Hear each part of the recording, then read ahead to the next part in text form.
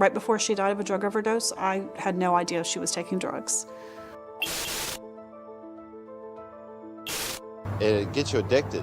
I mean, I started out like any drug, just doing it once a week. Then it became twice a week. Then it became almost every night, smoking a little bit. Then it became waking up with it, doing it all day long. I didn't get to see my daughter, but her dad did. He was a heroin addict. He, had struggled with heroin for a long time, but he had been clean for a year. I'm just thinking to myself, like, why? Why did you drive? I looked to the left and I saw like this white truck, and I couldn't say no. I said, I go, oh Jesus, like that, and it hit us. You will be convicted of a felony if you're caught selling this stuff. And what you don't really realize is that you're putting your life in danger and everybody else around you in danger, and it's just not worth it. It was 8 minutes from the time the officer left, and that my daughter was killed. Broke my back at T12, severed my spinal cord, had a punctured lung, a torn diaphragm, and several broken ribs, and that's what left me paralyzed at the waist, and he got a speeding ticket. That's it.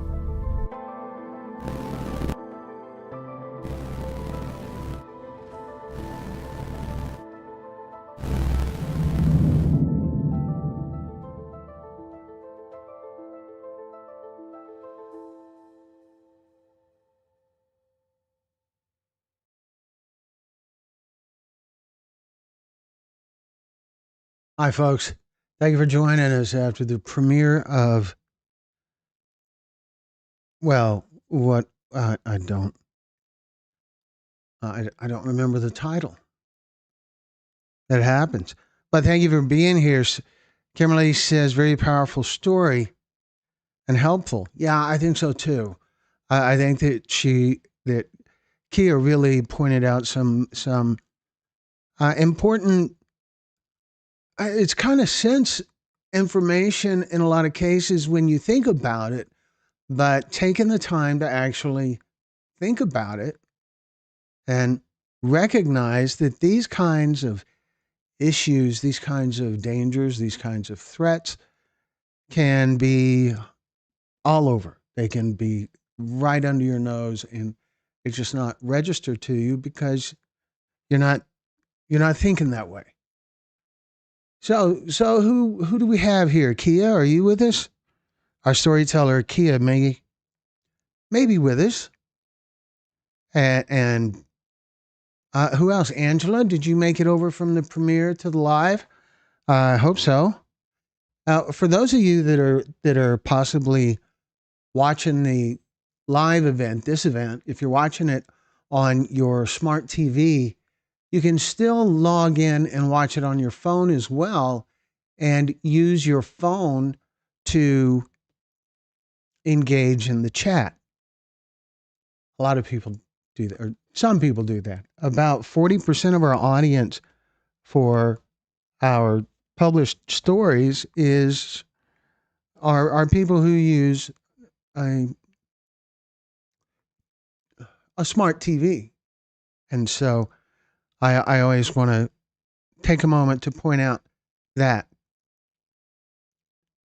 So human trafficking is a topic that we've been addressing for quite a while.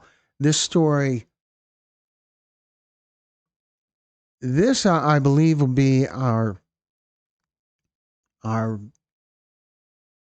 7th or 8th trafficking story.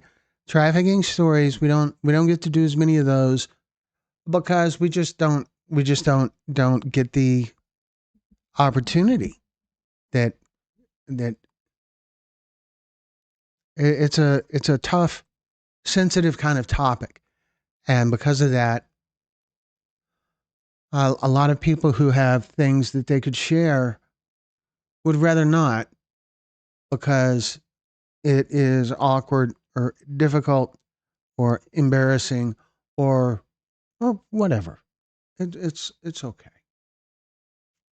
And so when we do find someone who's a champion, who wants to share, wants other people to grow from their experience, we're always elated about that. And so we have 7 or 8 other stories on our channel in a playlist, in the playlist section. Truth Speaker, I missed the first part of the live. No more zip tags now. Traffickers use air tags to mark their targets. What? Zip tags. Air tags. That's interesting. I haven't heard that before. We don't get a lot of information about the tricks that traffickers use, but that's that's kind of scary.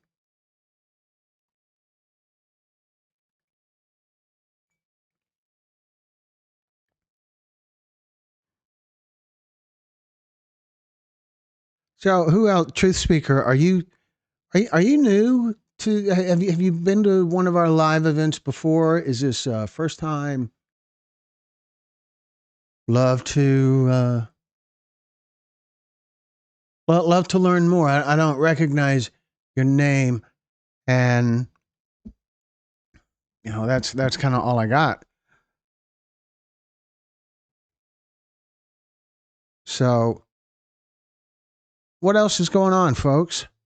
Share with me a little bit. Are the other people in the audience people who've watched other content on our channel, or focus on the trafficking series? Our trafficking series. This is the first story to add to our trafficking series in probably close to a year. It's not really the way that our content typically works is we create content for those who come to us.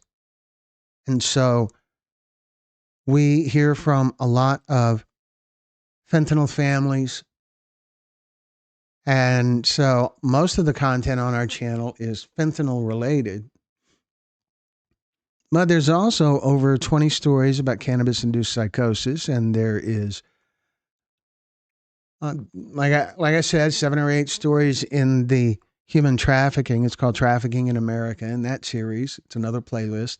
There's a playlist about domestic violence, and I want to say there's 7 or 8 in that. There's a playlist on addiction recovery that has over 60 stories, and so it's a pretty broad mix of stories that matter, stories that are important. Kind of like the opening at the beginning of the live event that talks about the kind of stories that we try to have here. And so there's also a series of stories about impaired driving, which are very similar to the fentanyl stories in that the storytellers are typically family members who lost someone to an impaired driver. Julie, Virginia Julie?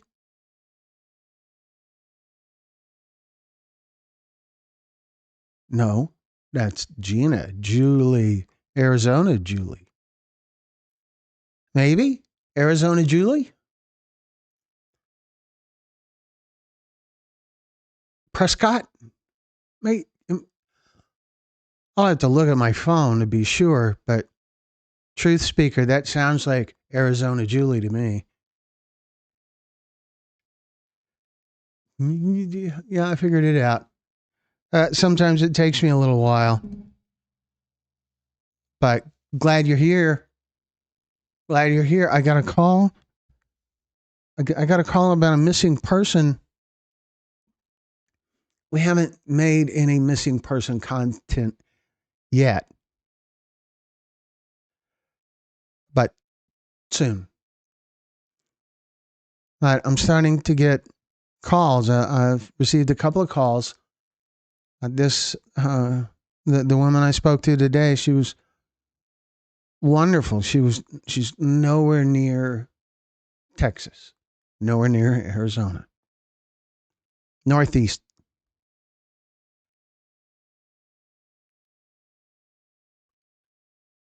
And and she lost her baby when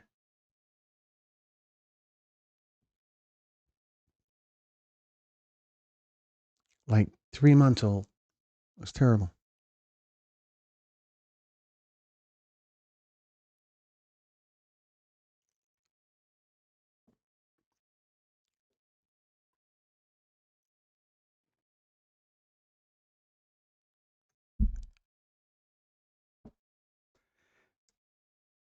So I hope everyone is all set for the cold. That seems like the topic that everyone is talking about.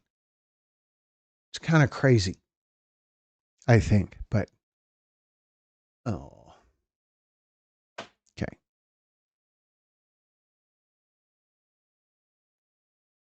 So I want to remind everyone that we have summits coming up. We are going to be in San Antonio, Texas on February 6th to 7th. And then we'll be in Foley, Alabama, February 20th and 21st.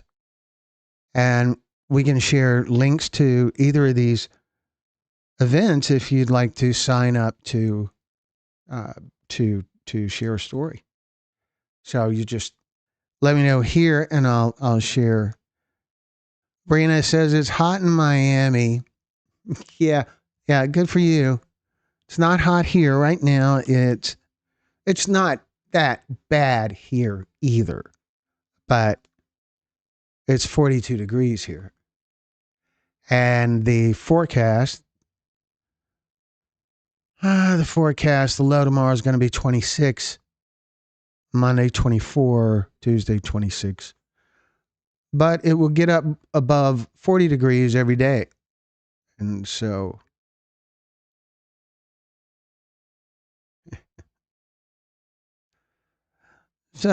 it could be a whole lot worse.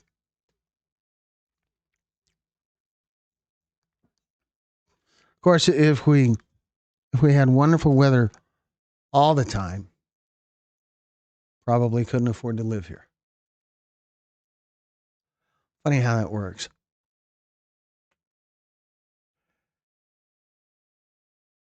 Oh, 5 degrees.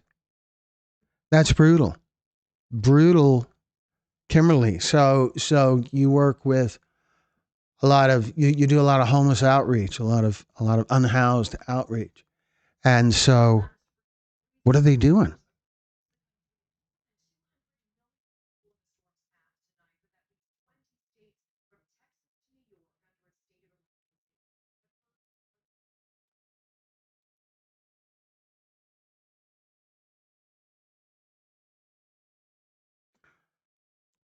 And it appears there's been another shooting in Minnesota.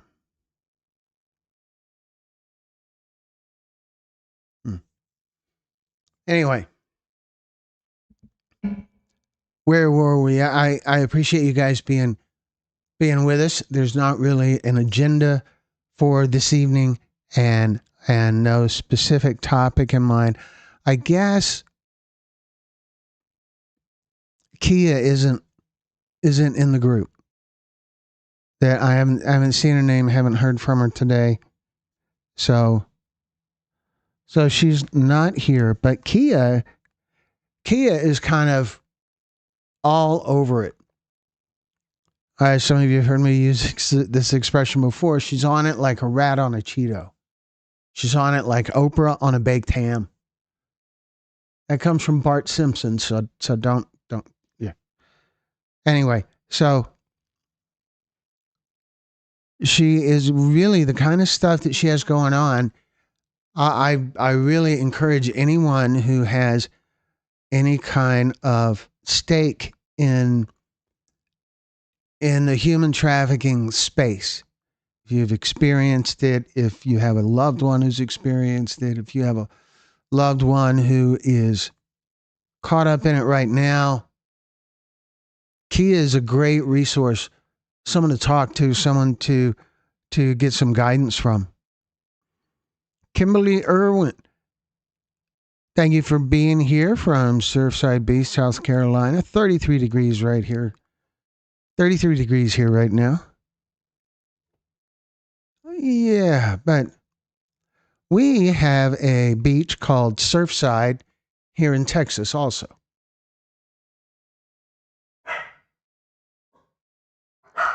I'd swear that the dogs wait until I'm live to start barking. Rarely do they ever bark, except when we're doing this. Where is Kia from? She's in the Dallas area, and she travels around quite a bit and speaks at events, groups, things like that. And she is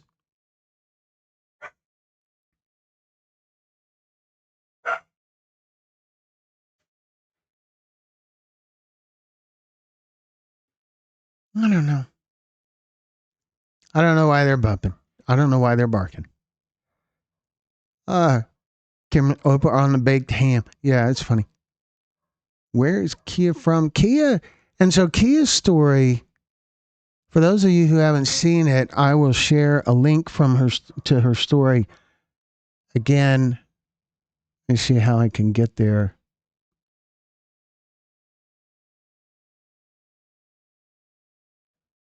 Let me get the link.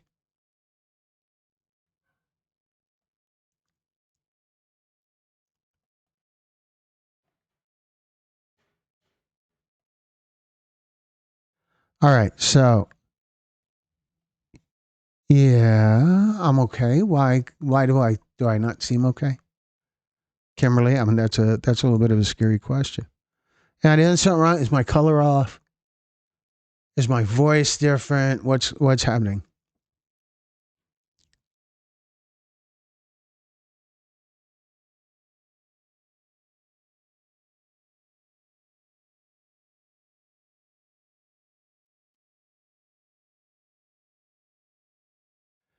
So here is a link to Kia's story of trafficking. It's complicated. It involves a music producer. She doesn't identify him, but he has a big name. It's not a name that's been in the news for anything related. Wired? I seem wired. I'm wired?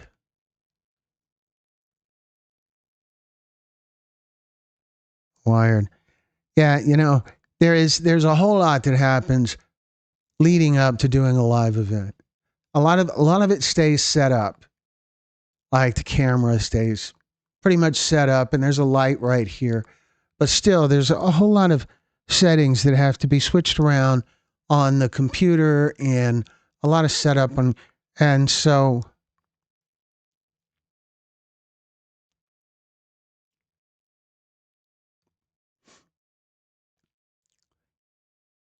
for some reason, I was late setting all that up before this live event. So maybe that has me a little wired. Kimberly Irwin says, I just wanted to reach out and tell you thank you for all that you...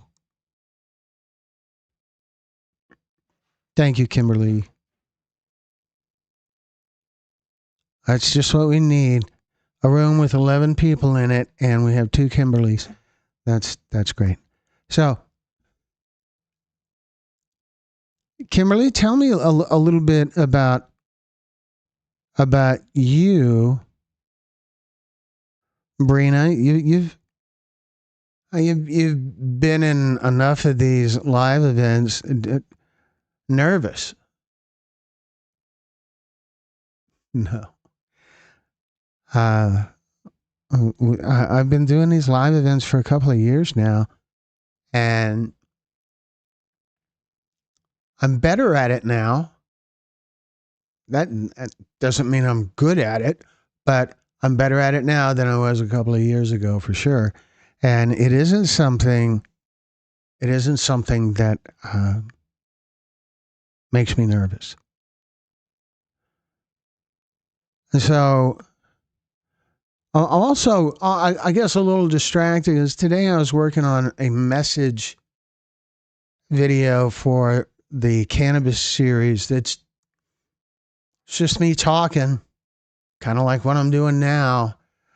Except in the Cannabis series, we hear a lot of arguments from people who are defending cannabis, and their big argument is, well, what about alcohol? And so I decided I would make a video of me giving an answer to that retarded question, what about alcohol? How does that...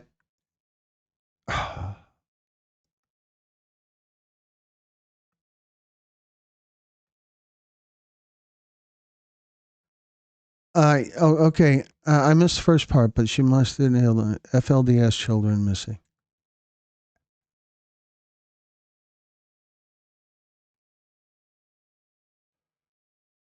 What is FDLS, Julie?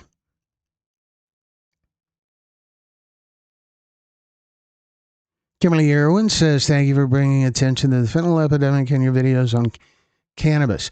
Yeah, that's what I was talking about. So I made a video, and making a video is a whole lot different from doing a live event, even though it doesn't really look different.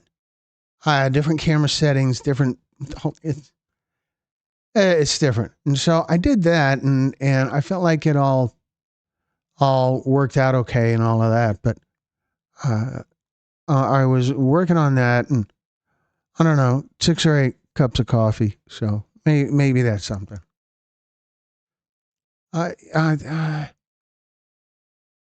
Julie, you say yes, you are, Glenn. I see the message referring back to something that was said 5, 10, 20 seconds ago, 30 seconds ago. I don't know. Yes, you are. Oh. So thank you for bringing... Okay, so Kimberly...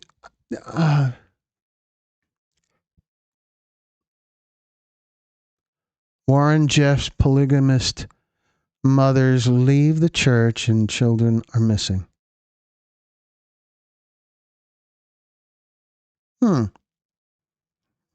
Yeah, so we're ready to get back to Arizona. I think that we could have a summit in Utah. It's the only place I've done a lot of Better at Lives. Okay, I understand. Thank you. Utah is not to be critical of Utah, but I've traveled a lot of driving. I've driven across the country. I've driven from Houston to San Francisco, Houston to Baltimore, Maryland, Florida, Sandusky, Ohio, Pittsburgh, Pennsylvania. I've had a lot of interaction with particularly convenience stores all over the country. I'll stop for a snack or to buy gas or whatever. Utah is the only place where I've been talked down to by clerks in convenience stores. They've corrected my English. If I say, can I get whatever? They say, well, you may. Because I should have said may instead of can.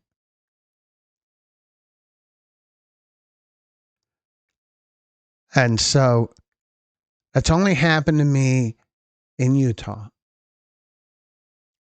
And it has happened 3 times that I remember on 2 different trips. Only Utah. I don't know that means anything, but only Utah.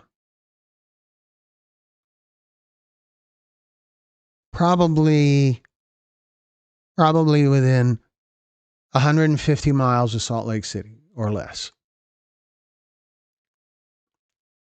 Anyway, it's funny to me.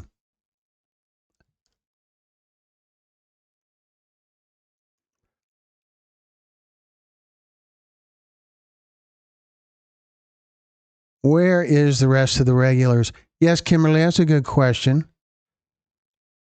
I don't know. I got a message, a couple of days ago. Secrets. I could see doing a series titled Secrets. That's such an enticing word to see. Sorry. So anyway, I published a thing yesterday that's just me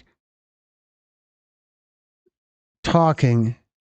And I'm talking about the fentanyl crisis and about what we're missing in the fentanyl crisis. It's like a 5 or 6 minute video. And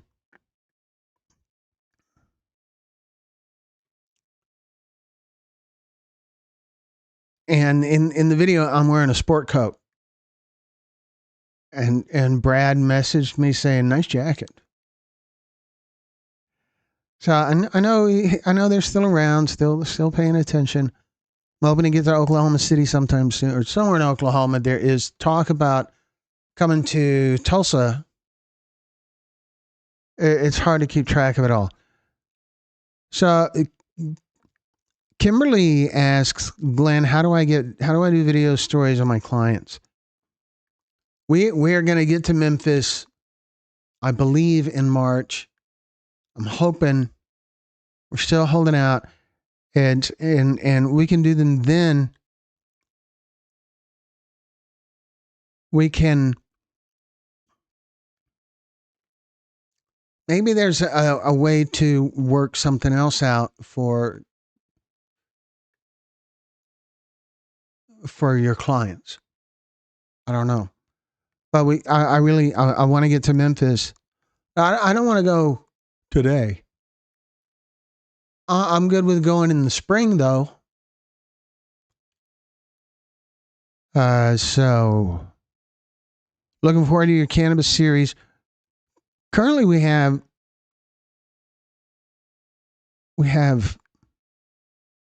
25 or so stories in our cannabis series.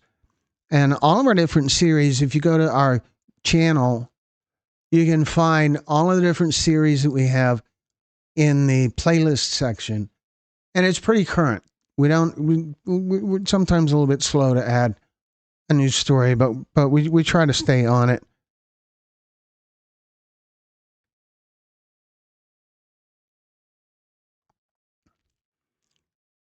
So, Julie, secrets? I don't know. All right, so behind the camera is news. I have a big TV screen showing the news. It's showing News Nation, which tends to be, I feel, a bit more objective than most news outlets. They have this banner that says federal agents shoot, kill U.S. citizen. That seems like a weird way to describe the event.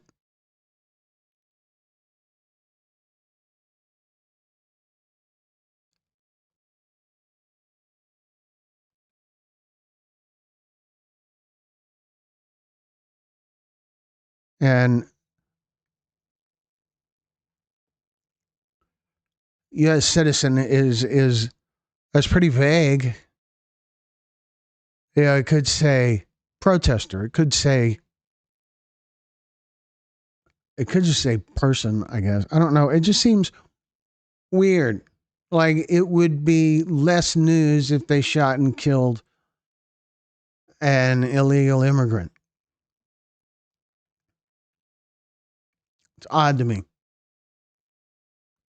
Okay, so question. Oh, Julie, what? What's going on with your post about Facebook secrets in Utah and Idaho? On with your post about Facebook. Did I make a post about Facebook? Viola, there's one of our usual suspects. Thank you for being here. Glad you're here. Glad you're here. I'm getting parched.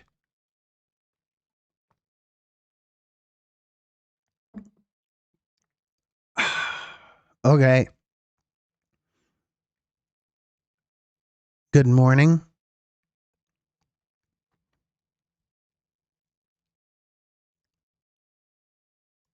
Grandma Viola. Grandma? I'm a grandfather. So Kimberly says she has a client from Oklahoma. Julie says, yes, someone's stealing your videos. What's the latest? Well, I believe they are no longer doing that. It's been a weird odyssey with that Facebook page. The person who was doing it, I have no idea who they are, and they had over 180 videos that they downloaded from our TikTok channel and posted them on Facebook. And the way to report that on Facebook is with a link for every video. So the process involved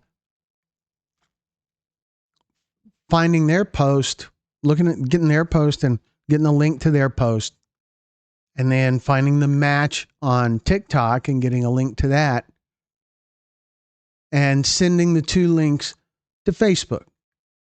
And so the process is time consuming because there was 180.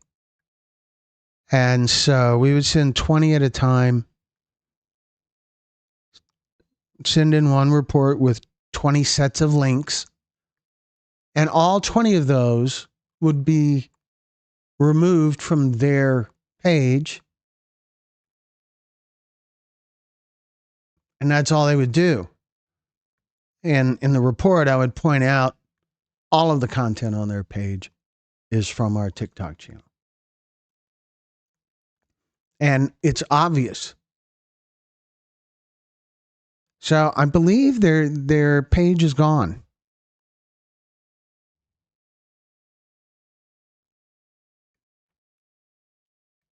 I believe it's not the first time people have done that. It's the first time someone has done it on that kind of scale.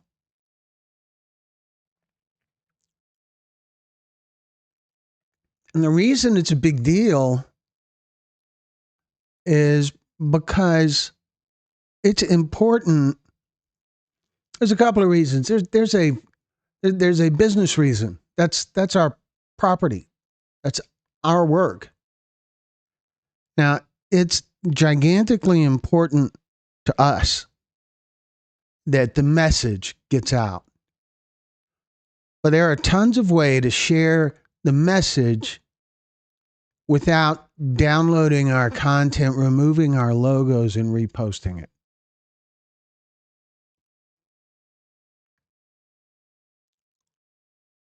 And so there's that. Julie said that truth speaker, that's why I deactivated my Facebook. They took my profile and I look like I'm wanted by Phoenix PD. They duplicated my profile and the pics, so I just deactivated it. Good job. And we kind of we make extensive use of Facebook as a way to keep in contact with our storytellers and to make people aware of events that we have coming up and things like that. And so we kind of need Facebook. We need that kind of information hub. Otherwise, I would rarely be on it, I think. I don't typically post much family stuff or nah.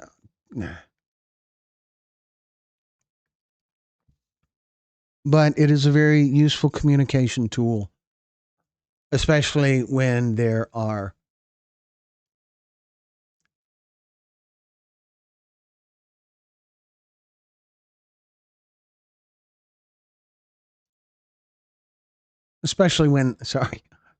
I get distracted by the TV, especially when there are a lot of people to reach quickly. And with Facebook, like on Facebook, we have a private Facebook page that is for Texas Pictures storytellers, those who have shared stories with us and those who wish to share stories with us. And the stories can be anything. A lot of the people in the group are fentanyl related, but not all. Some are addiction recovery, some are human trafficking, some are domestic violence. And so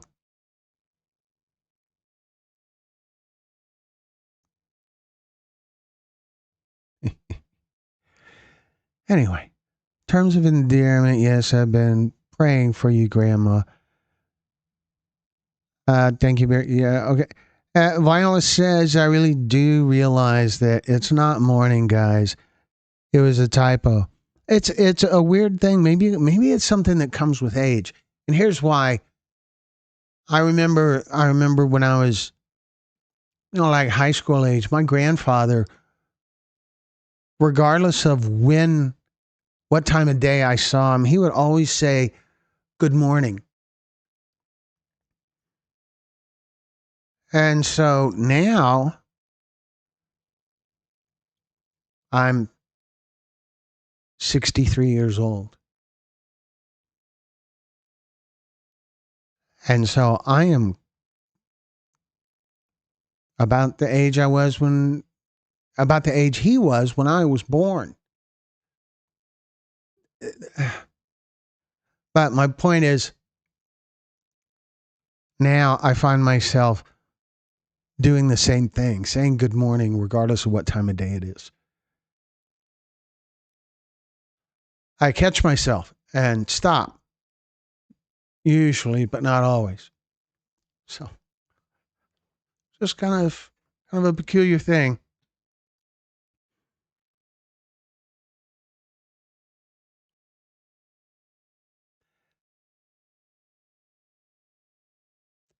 Kimberly, you're asking when I'll do a story on you. We got to get in the same city. When we get to Memphis, we can certainly do it then. And otherwise, you're welcome to come to Houston anytime we're in town, and we can do it here. We're really easy about that.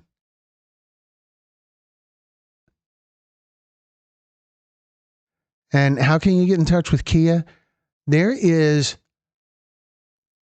an email address. I think it's kiavawar@gmail.com at the end of her story. It's at the end of the story that we just premiered.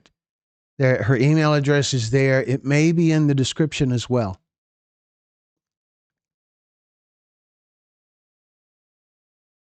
And Truth Speaker says, speaking of DV, domestic violence, have you been following the Spencer and Monique Tepe murders?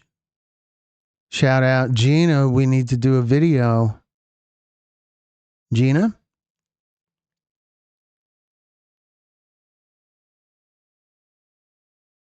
Gina, are you in the group too?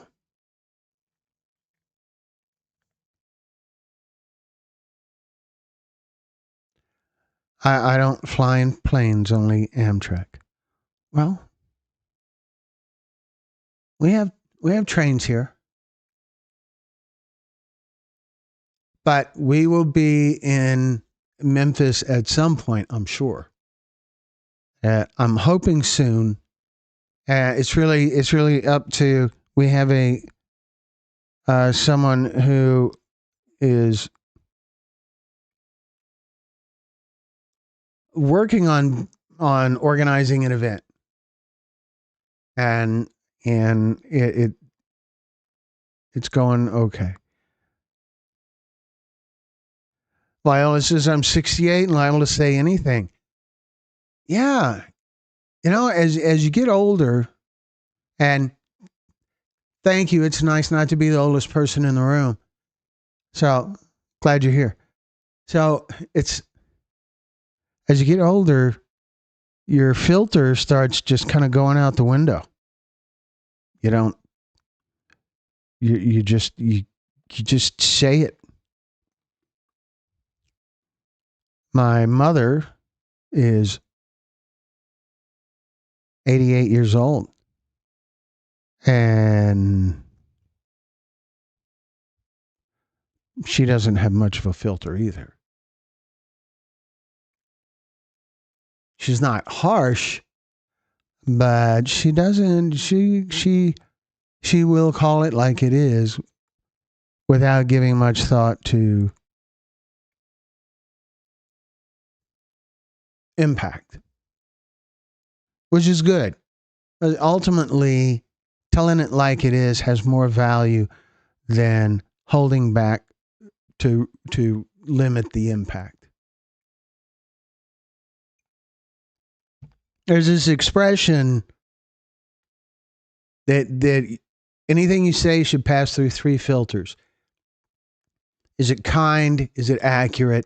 And is it necessary? And my view on that is a little different. The ouch is about that, not the oldest guy in the room, right? So, is it kind? Is it necessary? And is it accurate? Now, I think if it's necessary and it's accurate, then it is kind, even if it doesn't seem kind.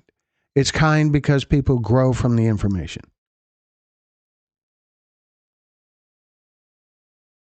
Kind, necessary, accurate. If it's kind and necessary, then it's got to be accurate. If it's kind and accurate, then probably necessary. And so I really think if you get 2 out of 3, that's good enough. If you get 2 out of 3, you probably, in one way or another, are getting whatever the third is. Yeah, I think my mom's a blessing too. Julie said, Truth Speaker says, my birthday is next week, 1 year anniversary of telling my story already. I met you and Sherry on my birthday last year. Wow.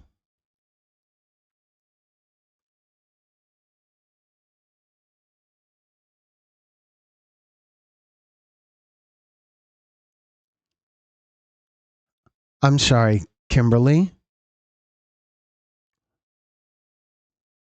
What did you say? You said, my elderly client, she is 63 and in pain.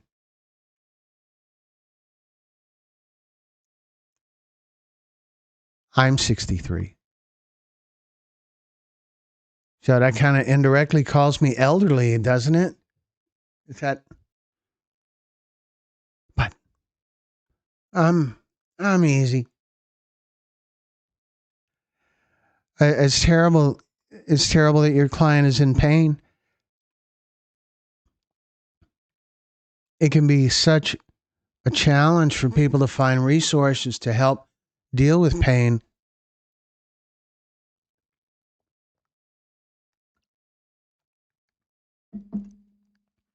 So, yeah, Julie, it's kind of hard to believe that was a year ago. A year ago. Arizona and New Mexico. We shot in both locations.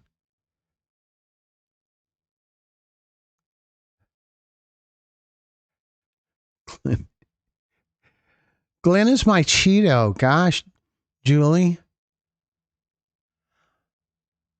I don't know what to do with that. But it seems cool.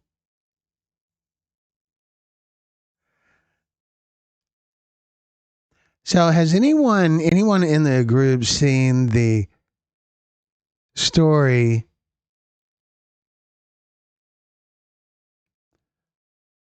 that I published yesterday? It's just me talking. Anybody have any feedback on that? If anyone saw it. Viola says, I agree. Truth makes it okay and mostly necessary. Yeah, that filter. You guys have heard of the filter before. The is it nice? Is it accurate? And is it necessary? That, yeah. I don't know. I think any of those 2 out of 3 is good enough. Kimberly saw it. It was a little different kind of deviation for me. It's I do this, but I don't typically record some sort of message. But there's just now and then there's some things. I have another one that we're going to be doing soon. That is it's about cannabis, but it's not really about cannabis. It's about people who comment on the cannabis stories on our channel. There's over 25 of them, and people who comment on the cannabis stories on our channel in defense of cannabis. And the biggest argument we hear in defense of cannabis is, well, what about alcohol? Which is, that just doesn't make any sense to bring up alcohol in a conversation about cannabis. But cannabis defenders do that a lot. A lot. And so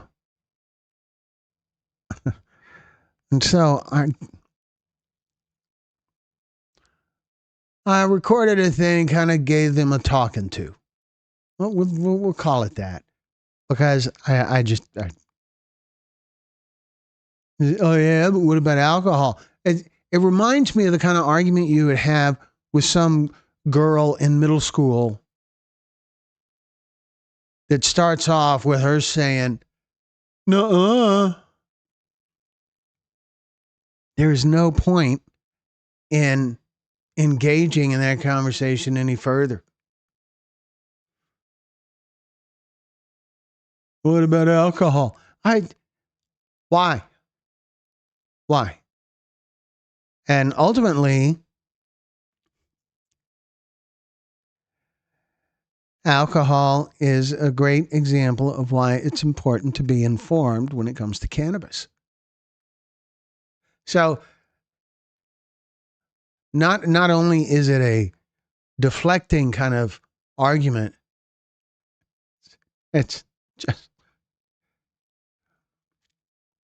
it really makes the case for being opposed to the legalization of cannabis. It really makes the case for increasing awareness about the potential dangers of cannabis. Oh, I kind of had a good time with it. But we are coming up on an hour, and we are going to wrap this up pretty soon. I see we have 11 people in the group right now, and usually the group's a little bigger than that, but it's a weird time. There's this weird weather thing going on. It's Saturday night, and so that's it. I know we've heard from 5 or 6 people in the audience, but I don't think I know you are, but what am I? No,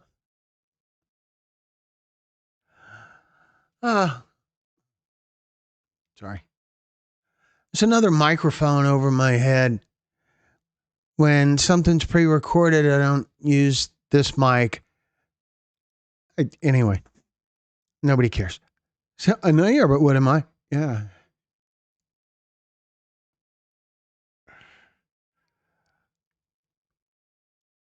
I'm rubber and you're glue, whatever. Yeah. All that kind of stuff. What about alcohol?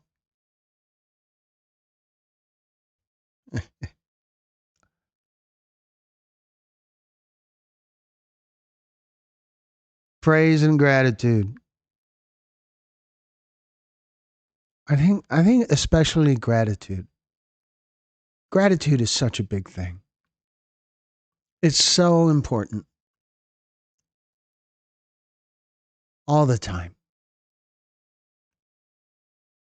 Gratitude is such a big deal. Brenda Miller, who's often in these live events, she ought to be at like 503 days clean. 503 or 504, I think. Brenda's wonderful. And Brenda always says,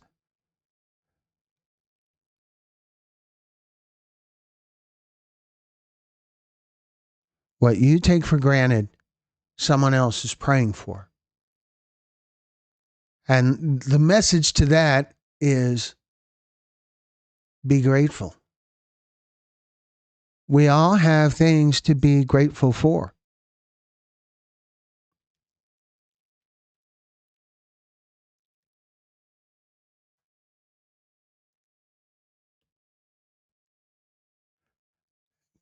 Kimberly says, my clients give me gratitude. I bet they do. And I bet you show them a lot of gratitude as well. Weird weather thing is right.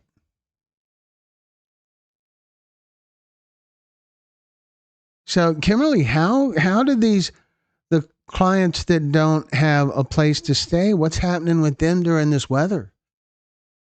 It seems really dangerous.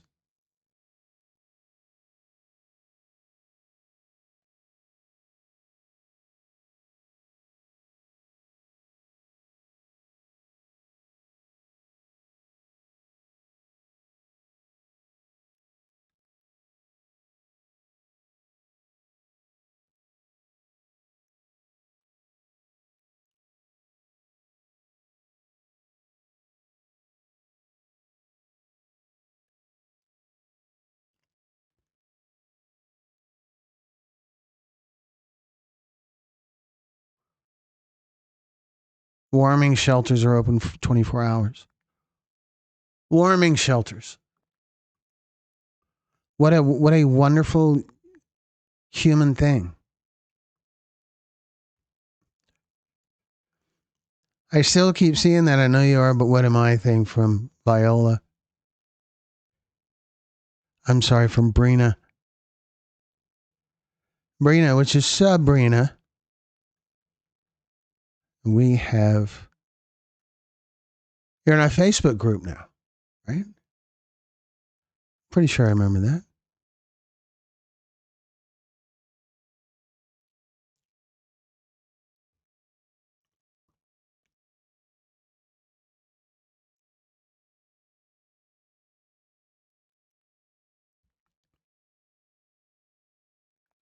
So I imagine warming shelters are a place to get out of the cold, but not really a place where you.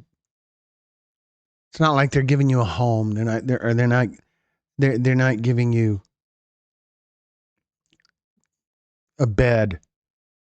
Viola says cannabis defenders that I know refuse to believe that it's dangerous now.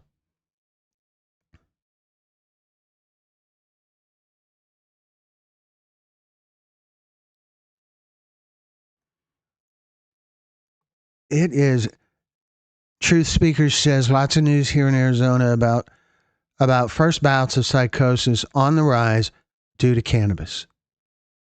The cannabis defenders that I know refuse to believe that it is dangerous now, says Viola. So do you guys hear when you talk to someone who's a cannabis defender, do you hear the what about alcohol thing?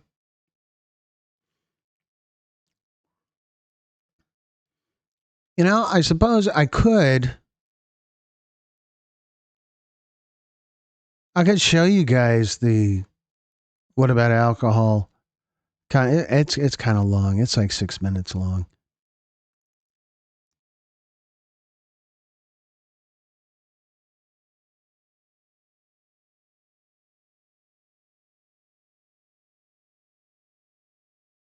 Brina, what am I missing? Brina, you are part of the cool kids now. You mean because you're in our group? Is that it? I think there's quite a few cool kids in the group right now. Truth Speaker is one of our storytellers, and I'm pretty sure she's in the group. And Kimberly is in the group. And Viola, I don't know, are you in the group, Viola?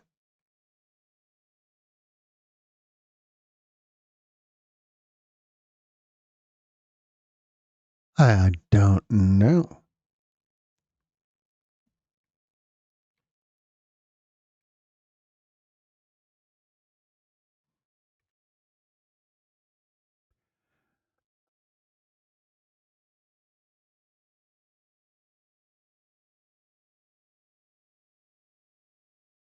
So what other questions are in the audience before we wrap up? Are there any other questions in the audience? Anybody have any questions for me? Any suggestions for another kind of topic to address in our series? Truth speaking, you're not in our Facebook. Well, that's right, because you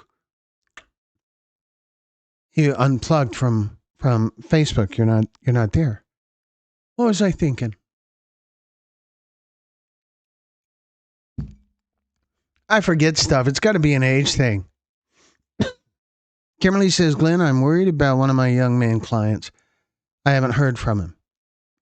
That's got to be a kind of a regular occurrence that people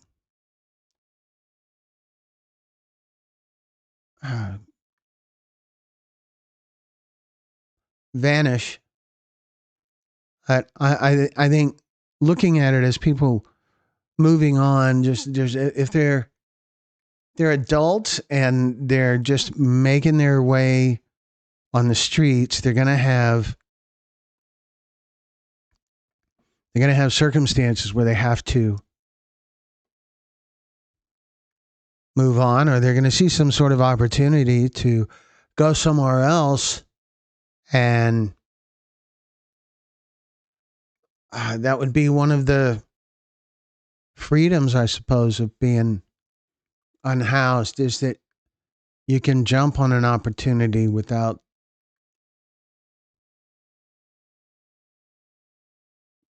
much in the way of obligation.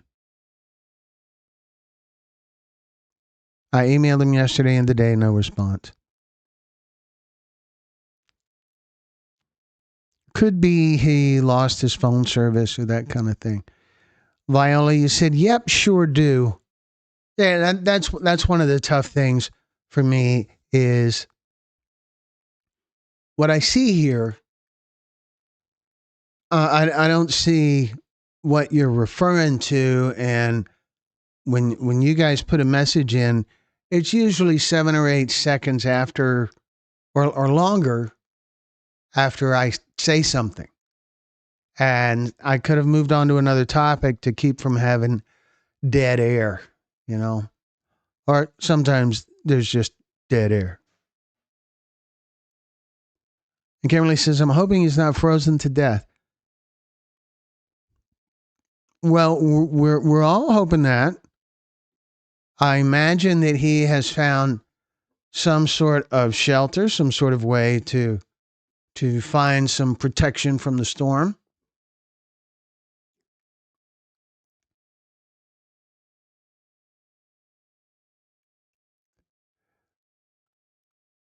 He doesn't have phone, use a library computer to keep in touch. Well, with the weather being so bad, maybe the library's closed. Maybe he just doesn't have access. I don't know. But I feel pretty confident you'll hear from it. I do. And I think it's important to feel that way. It's important to be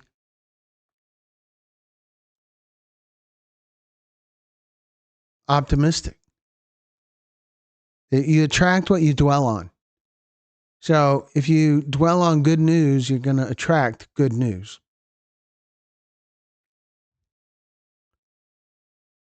The what about alcohol people have to create that argument to ignore true facts being presented about cannabis. Yeah, that's what I say in this video, which I finished earlier today, and just it'll be posted soon. The what about argument? What about alcohol argument? It is so just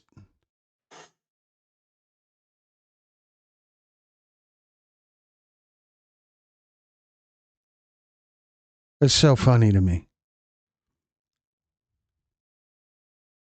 Sorry, just had a message there.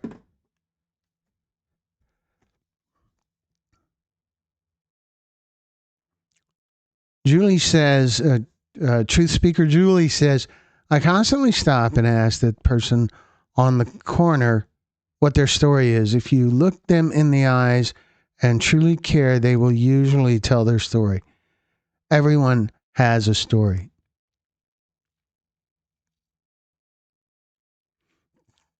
Yeah, everyone has a story. And everyone grows when a person shares a story. Julie, you have got to know this if from nothing else, just from the contents, the comments that have come from people who have watched your story on our channel. Your story has reached a lot of people, and they've all grown from it. And I feel certain that you grew from sharing your story. I grew from listening to it. I grew from editing it. Everybody grows when anyone shares a story. And it's fascinating to me when you talk about walking up to someone on a corner and asking them what their story is. It all it takes is an interest to get them to share, which is beautiful. And there's certainly a sad element too, but not because they'll share their story, but because there's something sad typically in the story. But if they are so excited for the interest.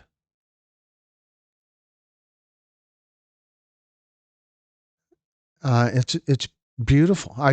I see the same thing happen with the stories, all the stories that we record, all the topics the cannabis-induced psychosis, the fentanyl stories, addiction recovery stories are big. That there's an extra reward for the storyteller who is sharing their story of recovery. And so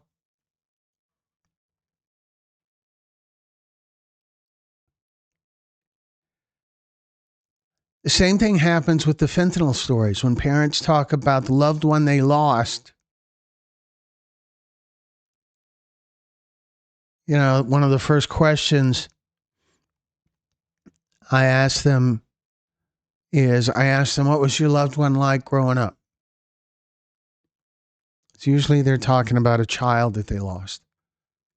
And I say, well, what was your son or daughter like growing up? And when I ask that question, you can see always the parent's face lights up. And they'll kind of they'll look up and they'll smile. And you can see that just being asked, just having a chance to talk about how wonderful, how unique, how whatever their loved one was, how it makes them happy. Or at very least eases their pain a little bit. And so that's a wonderful thing to get to do that.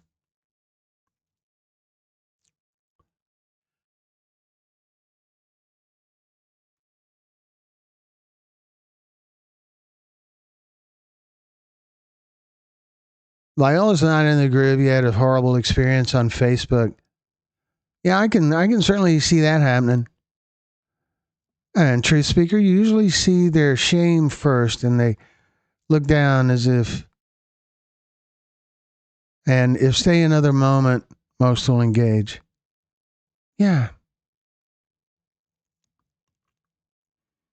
I remember one time my wife and I and stepdaughter and her boyfriend had just finished having dinner together, and we're walking through the parking lot. And there was a man who looked to be homeless sitting in the parking lot, in the middle of the parking lot. And I went up and talked to him. Made sure he was breathing, made sure he was okay, made sure we didn't need to get naloxone out of my car and all of that. But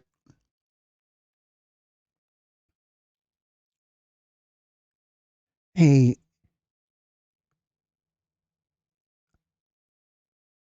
was so grateful that I acknowledged he was alive and that I took a moment out of my evening to check on him and to get him out of the parking lot and over to the sidewalk where we could talk some more. And one of the things that's come from all of these stories that we've made about fentanyl and about addiction recovery and about cannabis-induced psychosis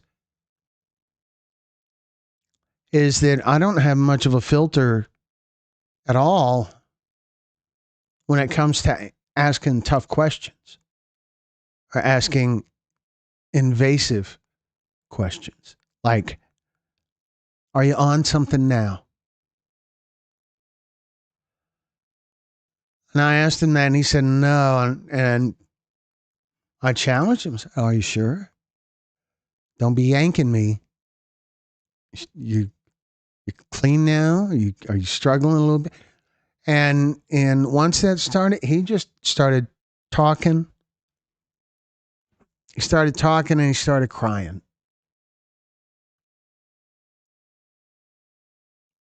And then after a couple of minutes, he was better, got himself together, and we went our separate ways. He was I was about to describe him as an older guy.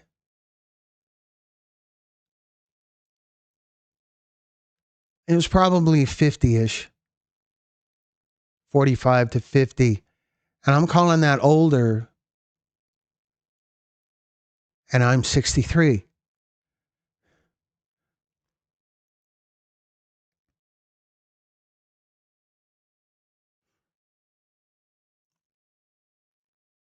Julie says Mason's story was a tearjerker. Yeah. We do have quite a few tearjerkers. Recovery stories are reinforcements of hope and are so necessary, says Viola. I totally agree. I think that recovery stories, I wish they would get more attention.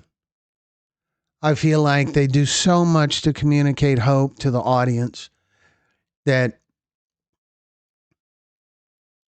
they're not as dramatic. That's not accurate. They are. They're as dramatic as the fentanyl stories, but they don't look like they would be as dramatic because they're recovery stories. And I don't know. They don't. We try to promote them the same way. We announce them the same way. We do live events. We do the premieres. And they get attention, but they don't get as much attention as they should. Not because they need to be giant hits on YouTube, but they have such a powerful, important message of hope that they merit attention and they help people. So,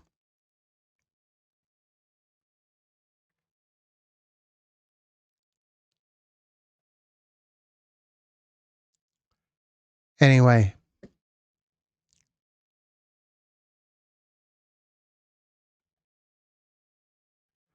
So I will be publishing this What About Alcohol rant.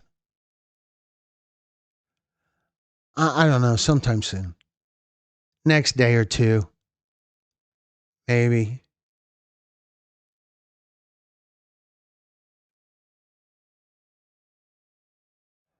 So,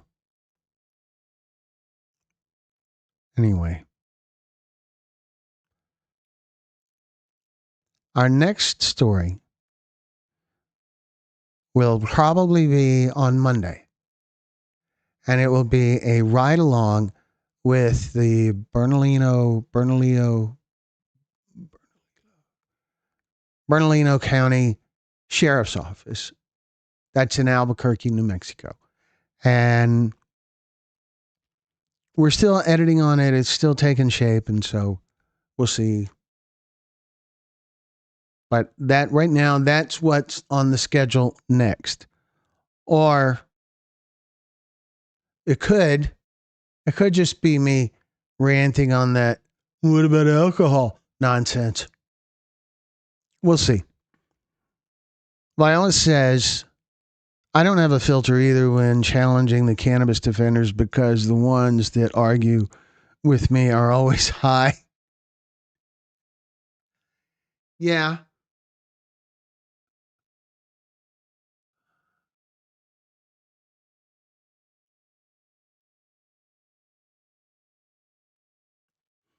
Anyway,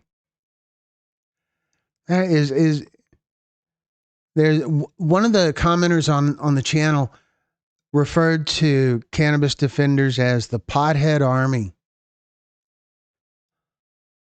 I thought that was good. I wouldn't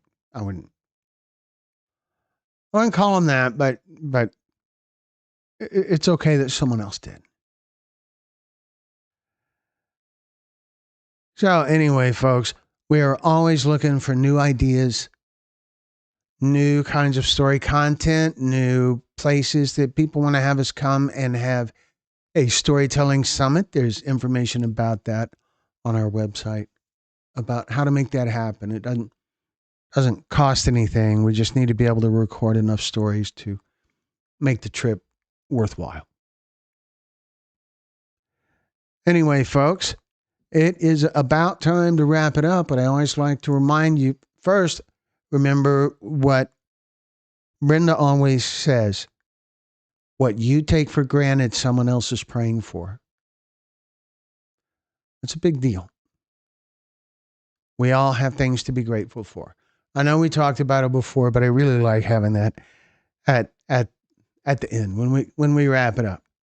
So I like to remind everyone that you're welcome to reach out to us at any time. You can reach out to us all kinds of ways. So you can find us on Facebook. You can email us at info@texas-pictures.com. Like I said, you can find us on Facebook. You can look for my name, Glenn Muse, or you can look for Texas Pictures. If you want to be a part of our private Facebook group, you need to find me under my name and then friend me and send me a Facebook Messenger message asking to be invited.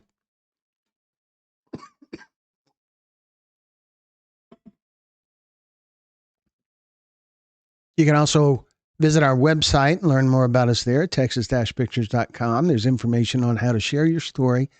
We also have a link to our merchandise store, and there is more information about us, like the other kinds of work that we've done in the past, industrial production and that kind of thing. There's a mailing address, and there is a phone number. So thank you all for joining us. You guys stay warm out there, and we will see you next time. Good night, folks.